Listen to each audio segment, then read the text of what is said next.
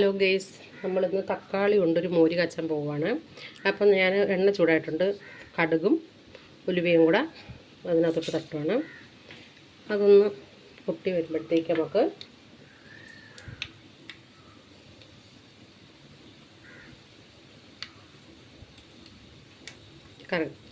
വറ്റൽമുളക്, കറുകപ്പില,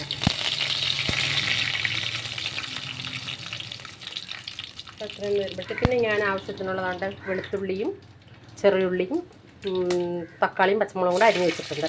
അപ്പോൾ അതത്രയും കൂടെ നമ്മൾ അതിൻ്റെ അകത്തോട്ടിട്ട് നല്ലതുപോലെ മൂപ്പിച്ചെടുക്കാം. ആദ്യം നമുക്ക് ഉള്ളിയും പിന്നെ വെളുത്തുള്ളിയും കൂടെ ചേർത്ത് നമുക്ക് മൂപ്പിച്ചെടുക്കാം. മൂപ്പിച്ചെടുത്തിട്ട് തക്കാളി അതിനകത്തോട്ടിടാം. അതിനകത്തോട്ട് ചേർക്കുവാണ്.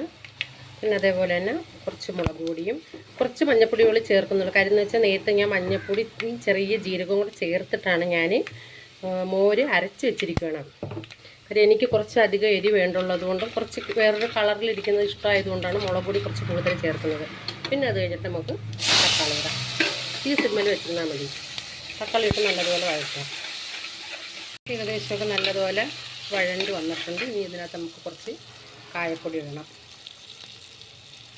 കുറച്ച് കായപ്പൊടി ഇടുന്നത്. ഞാൻ ഇഞ്ചി ചേർക്കാറില്ല കേട്ടോ, അതുകൊണ്ടാണ് ഇഞ്ചി ചേർക്കാതെ വെളുത്തുള്ളിയും ചെറിയുള്ളി മാത്രം ചേർത്തത്. ഇനി മോര് ഞാൻ നേരത്തെ പറഞ്ഞില്ല, മഞ്ഞപ്പൊടിയും ചെറിയ ജീരകം ഇട്ട് അരച്ച് വെച്ചതാണ്. ഇതിനകത്ത് ഞാൻ തേങ്ങ ചേർത്തിട്ടില്ല. എനിക്ക് ഇങ്ങനത്തെ മോരാണ് ഇഷ്ടം. അപ്പോൾ ഒരു 2 ദിവസം 3 ദിവസത്തേക്കൊക്കെ നമുക്ക് ഈ മോര് കറി നല്ല രീതിയിൽ ഉപയോഗിക്കാൻ പറ്റും. പെട്ടെന്നൊന്നും ചീത്തയാവാതെ നമുക്ക് കിട്ടും. നമ്മൾ മോര് കറി ഉണ്ടല്ലോ. പിന്നെ അതേപോലെ തന്നെ ഞാൻ കുറച്ച് മുരിങ്ങക്കായും പച്ചക്കായും കൂടി ചേർത്ത് അവിയൽ വെക്കുന്നുണ്ട്. അപ്പോൾ അതെല്ലാം സെറ്റ് ചെയ്ത് വെച്ചിരിക്കണം. വലിയ ജീരകം ഇട്ട് അരച്ചത് നല്ല മണമുണ്ട്. പിന്നെ അതിൻ്റെ മുകളിൽ കൂടെ കുറച്ച് വെളിച്ചെണ്ണ കൂടെ നമുക്ക് തൂക്കി കൊടുക്കാം. ഓക്കെ, എന്നിട്ട് ഇന്നത്തെ തക്കാളി മോര് കാച്ചിയതും മുരിങ്ങയ്ക്ക അവിയലും എല്ലാവരും കണ്ടല്ലോ. ഉണ്ടാക്കി കഴിച്ചു നോക്കിയിട്ട് അഭിപ്രായം പറയണം കേട്ടോ. Okay, by. ഹലോ ഗൈസ്, ഇതെന്താണെന്ന് മനസ്സിലായിട്ടുള്ളൂ നിങ്ങൾക്ക്? ഇത് നമ്മൾ മുരിങ്ങയ്ക്കയും ചെമ്മീനും പച്ചക്കായും കൂടെ ചേർത്തിട്ടൊരു അവിയലുണ്ടാക്കി. പിന്നെ തക്കാളി ഇട്ടൊരു മോര് കാച്ചി, പിന്നെ തൈരുമുളക്.